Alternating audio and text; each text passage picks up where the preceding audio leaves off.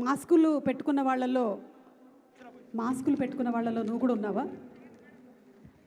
సరదాగా ఒక సంవత్సరం చేశానండి షూటింగ్లో. దీనివల్ల మా డైరెక్టర్ ప్రొడ్యూసర్ గారి వల్ల ఒక ఇల్లుకి అడ్వాన్స్ ఇచ్చుకోగలిగాం. థ్యాంక్ యూ అండి. ఈ సినిమా మంచి సక్సెస్ అవ్వాలని మనస్ఫూర్తిగా కోరుకుంటున్నాను. ఎందుకంటే మీరు ప్రీ రిలీజ్ చేశారంటే రిలీజ్ అయిన తర్వాత పక్క హిట్.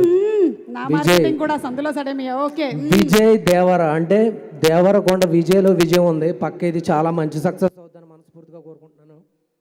అంతే. చెప్పండి, మీరు చెప్పండి. మొన్ననే తిరుమల కొండకి వెళ్ళేసి వచ్చినటువంటి దేవరకొండ నువ్వు మాట్లాడావు కాబట్టి నేను కూడా మాట్లాడేశాను. అవును, సినిమాలో ఏంటి క్యారెక్టర్ మహేష్? క్యారెక్టర్ చెప్తే నెక్స్ట్ సినిమా పెట్టుకోరేమని భయం వేస్తుంది. అంటే సస్పెన్స్ ని రివీల్ చేసే క్యారెక్టర్ అలాంటివి ఏమీ లేవులండి.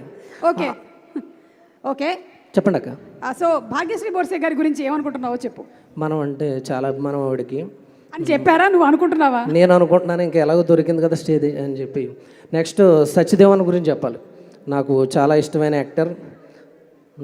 నాకైతే ఆయన ఎనర్జీ కానీ అది కానీ నెక్స్ట్ లెవెల్ అనిపించింది. వాళ్ళిద్దరు ఏంటి బ్రోమాన్స్ అంటారా, బ్రదర్స్, ఇద్దరే అదరగొట్టేశారు. సత్యదేవ్ అన్న లవ్ యూ. నా తమ్ముడు కసిరెడ్డి కూడా రామ్ లక్ష్మణ్లా ఉంటాం ఇద్దరం.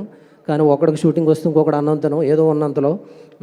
ఆడు కూడా రాలేదు, ఆడు చాలా మంచి గెటర్ చేస్తాడు. మన కోడేటర్ శ్రీవాస్తవ్ కసిరెడ్డి. అక్కడ కూర్చోకు, వచ్చాయి అక్కడ కసిరెడ్డి ఇలా వచ్చాయి. కసిరెడ్డిని మనం ఆ సినిమాలో కూడా చూసాము. అదేంటో కొన్ని ఫేసెస్ మనకి చూడగానే నవ్వొచ్చేస్తుంది. అలాంటి ఒక ఫేస్, నీ ఫేస్ చూస్తే ఏడుపు వస్తుందా రంగస్థలంలో?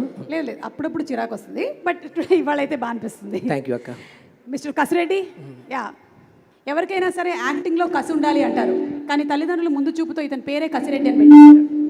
కసిరెడ్డి అదేంటి నువ్వు రాగానే మైక్ ఇన్ని శబ్దాలు పలుకుతుంది? ఆడు అలా టైమింగ్ చూసుకుని వస్తాడు పైకి స్టేజ్ మీదకి.